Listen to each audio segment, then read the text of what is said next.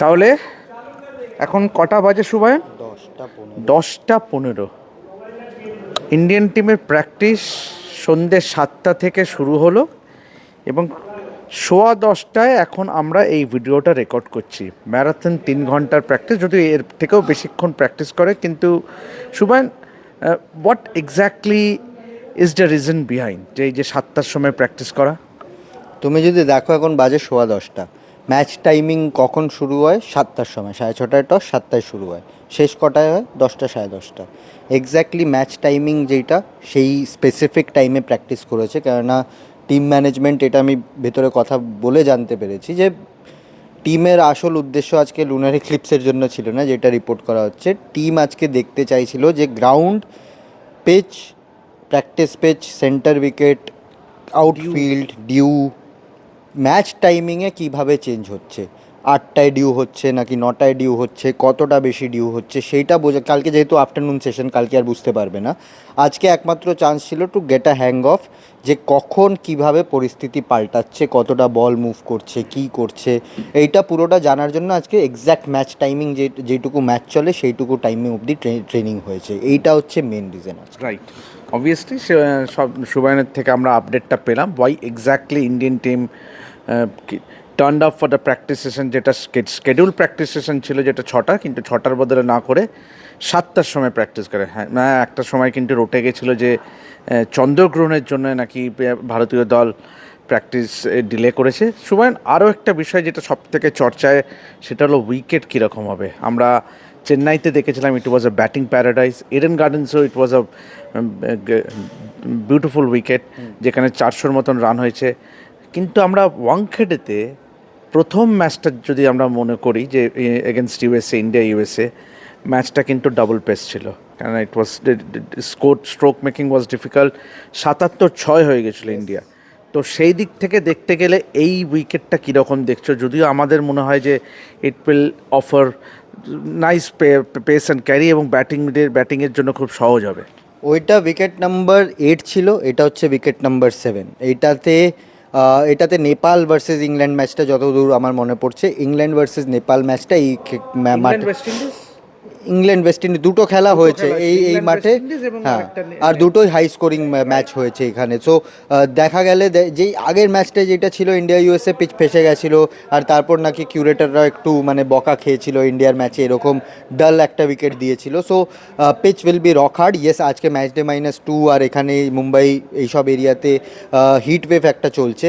তো সেটার জন্য ঘাসটা বেশি কাটেনি, কেননা লাল মাটির উইকেট, বেশি রোদ যদি পড়ে যায় তাহলে পিচ ভেঙে যায় খুব জলদি, আর ড্রাই হয়ে যায় খুব জলদি। সো সেটার জন্য একটা লেয়ার অফ ঘাস এখনও রাখা হয়েছে, কালকে আশা করছি কেটে দেবে বিকেল অবধি, বা পরশু দিন ম্যাচ ডেতে সকালে কেটে দেবে।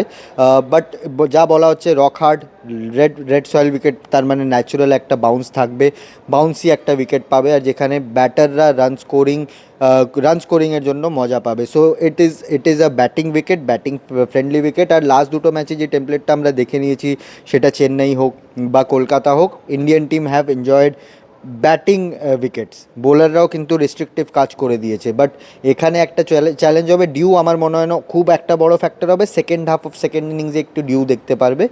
বাট যেইটা এখানে একটা মজার বিষয়, মাঠটা খুব ছোট। সো বোলারদের জন্য একটা চ্যালেঞ্জ থাকবে to do the restrictive job. England batting এখন অবধি তেমনভাবে ফায়ার করেনি। So it's a hope that Indian বোলার্সরা এখানে রিস্ট্রিকটিভ জবটা করতে পারবে। But it is going to be a good wicket. আর ওয়াংখেড়েতে নতুন বল একটু মুভ করে আন্ডার লাইট, সো মজা হবে। ফ্যান আসবে, কে জিতবে কে হারবে সেটা বলতে পারবো না, কিন্তু মজা হবে। রাইট। 100বার আমরাও এক্সপেক্ট করছি যে it will be a good batting surface, যেখানে দুটো দলই কিন্তু ব্যাটাররা কিন্তু সুযোগ আছে রান করার।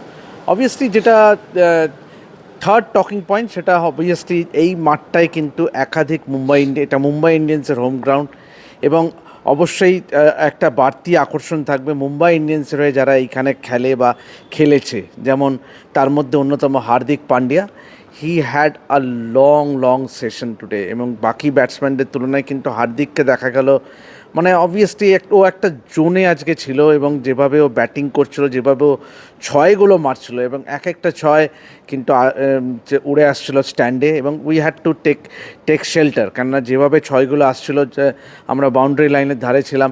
শুভায়ন, হার্দিককে কীভাবে দেখছো? এখনও কিন্তু হার্দিকের থেকে কিন্তু সেই ব্যাটিংটা আমরা দেখতে পাইনি যেটা which we associate normally with Hardik Pandya.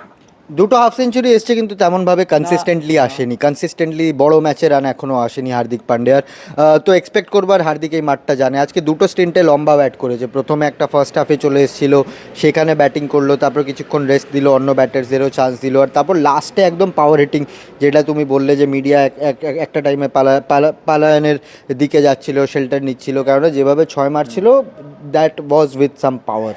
আর হার্দিকের থেকে আমরা এক্সপেক্ট করি এই মাঠে, স্পেশালি যেই মাঠে নট অনলি হার্দিক, সূর্যা, তিলক, বুমরা আর সবকটা বাকি প্লেয়াররাও ওয়ানখেডেতে প্রচুর আইপিএল খেলেছে, প্রচুর টি20 ক্রিকেট খেলেছে for the Indian team. So expect করবো। আর হার্দিক দেখো, হার্দিক হচ্ছে এই বড় ম্যাচের প্লেয়ার। এখন হচ্ছে হার্দিক টেরিটরিতে আমরা এন্টার করে গেছি, সেমিফাইনাল, ফাইনাল। এখানে প্রেশার সিচুয়েশনে হার্দিক হচ্ছে প্রথম হাত তুলে আর বলে আমি খেলা ঘুরিয়ে দেবো। সো হার্দিক টেরিটরিতে ঢুকে গেছে, আর আই এম প্রিটি শিওর যে একটা বড় নক এই ম্যাচে পসিবলি আমরা দেখতে পারি।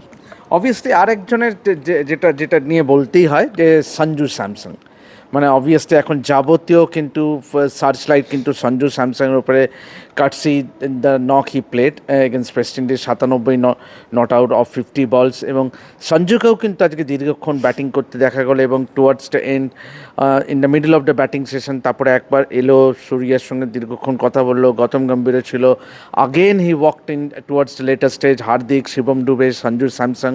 আবারও Sanju Samson, do you think that he could be the X factor now that he has got some runs behind এবং won the match for India? হ্যাঁ, মানে সঞ্জুর যদি তুমি ক্যারিয়ার ট্র্যাজেক্টরি দেখো, ও কিন্তু একটা প্যাচে রান করে, আর এই প্যাচটাও হয়তো এখন পেয়ে গেছে, একদম শুরু হয়েছে। সো এই প্যাচটা যদি ও আরও দুটো ম্যাচ কন্টিনিউ করতে পারে, দেন ও ম্যাচ সিঙ্গেল হ্যান্ডেড ম্যাচ জেতাতে পারে। আর স্পেশালি যখন অভিষেকের রান আসছে না, একটা ওপেনার যেটা ঈশান কিষান এতদিন ধরে করছিল, but left hand right hand কম্বিনেশনের জন্য সঞ্জুকে এখন ওপেন করানো হচ্ছে।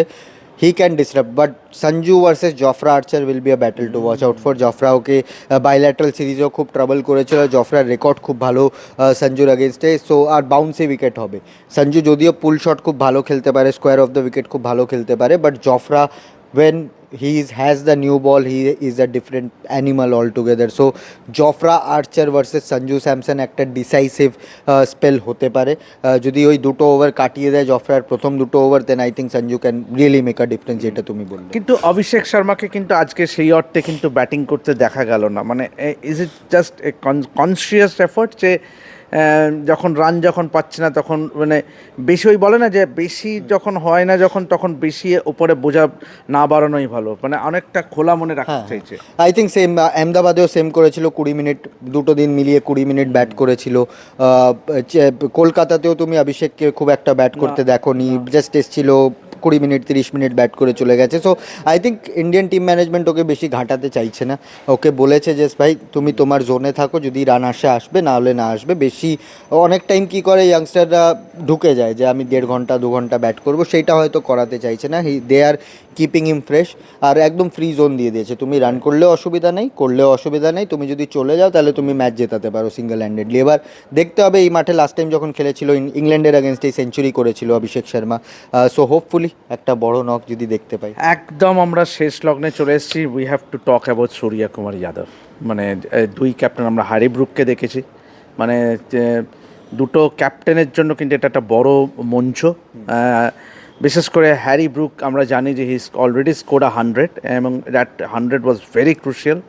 এবং সূর্য কুমার যাদব, ইয়েস, প্রথম ম্যাচটা এগেনস্ট ইউএসএ এই মাঠেই হি স্কোর্ড আ ব্রিলিয়েন্ট 80 odd, এবং যেখানে কিন্তু ইন্ডিয়াকে হি বেল্ড আউট।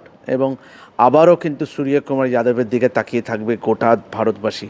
তো মানে বডি ল্যাঙ্গুয়েজ বলো, কীরকম দেখলে the Surya, the way he batted today? আজকেও একটা র্যাম্প শট মারতে দেখলাম এবং বেশ কিছু ইম্প্রোভাইজ শট দেখলাম। সূর্যাকে কীরকম দেখছো, the body language, the way you saw it? একটা ছয় সিরাজকে মেরেছিল, জাস্ট ফ্লিক করেছিল, আর ওই ছয়টা মানে আমার মনে হয় 110 মিটারের ছয় হবে, যা বড় ছয় ছিল। সিরাজও বলছিল আরে ইতনা বড়, মানে আমার যেটুকু দেখে মনে হলো হাতে যে এত বড় মারার কি হয়েছিল। এই মাঠ জানে, যেটা তুমি বললে ইউএসএতে ওই ম্যাচটা ও একা হাতেই ম্যাচটা বাঁচিয়েছিল আর জিতিয়েছিল ইন্ডিয়ান টিমকে।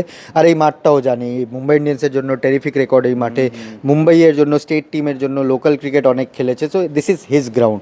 আর বিইং দ্য ক্যাপ্টেন এখন অবধি ওই ইউএসএ নকের পর কিন্তু সূর্যার তেমন বড় নক আসেনি। অ্যান্ড সূর্যার সাথে একটা কথা এখন লেগে গেছে যে বড় ম্যাচে রান করে না।